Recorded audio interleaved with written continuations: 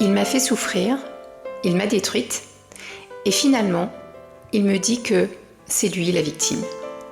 Alors oui, je suis désolée de vous dire que beaucoup de personnes, que ce soit hommes ou femmes, peuvent vous avoir fait souffrir pendant des années. Et lors d'une séparation, ne pas se rendre compte de ce qu'elles vous ont fait vivre, de ne pas se rendre compte qu'elles vous ont fait souffrir et qu'elles étaient toxiques dans le couple. Donc, bien évidemment, vous allez avoir deux catégories de personnes.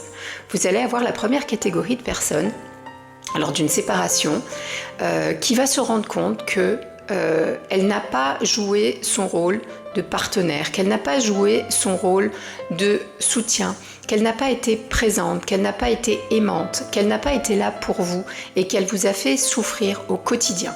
Donc il se peut que cette séparation lui serve de révélateur, de prise de conscience pour se dire que son comportement n'est pas le bon et que son comportement est toxique. Et si réellement cette personne a des sentiments pour vous, elle va peut-être faire un travail sur elle. Je dis bien peut-être, ce qui est quand même assez rare. Maintenant, vous allez avoir la deuxième catégorie qui est beaucoup plus importante.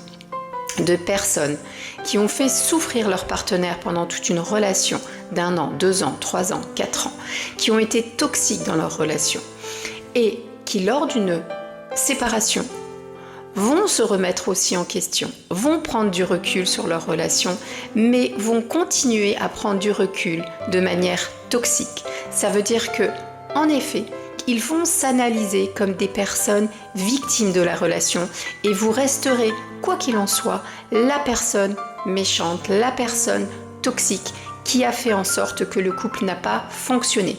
Et ces personnes-là, malheureusement, vous ne pourrez rien faire, vous ne pourrez pas les changer, elles ne pourront pas évoluer. Et sachez quand même que quand il y a une prise de conscience du comportement toxique dans un couple, lors d'une séparation, la manière de réagir, la réactivité, en règle générale, se voit très rapidement. Si vous voyez une personne qui n'évolue pas, qui ne change pas, c'est que cette personne se remet en question, mais certainement pas dans le bon sens, et qu'elle restera pour elle une victime, alors que, en réalité, sur les faits, c'est la personne toxique. La seule chose que vous devez prendre en compte dans ce genre de cas, c'est les faits. Qu'est-ce que cette personne vous a fait pour rendre la relation toxique? Vous, si réellement vous n'êtes pas la personne toxique, vous aurez une liste entière de choses que vous pourrez reprocher à la personne. Ce sera du factuel, ce sera des faits, des comportements. Alors que la personne qui se remet en question, qui se croit victime, mais qui est en fait toxique, en général, n'a aucun argument, n'a aucun fait pour vous dire que vous lui avez fait du mal, n'a aucun moyen, n'a aucun argument pour prouver que vous lui avez fait du mal. Ce ne sont que des ressentis. Donc faites attention à ça et prenez soin de vous. Si vous avez besoin de me voir en consultation, n'hésitez pas à m'envoyer un message.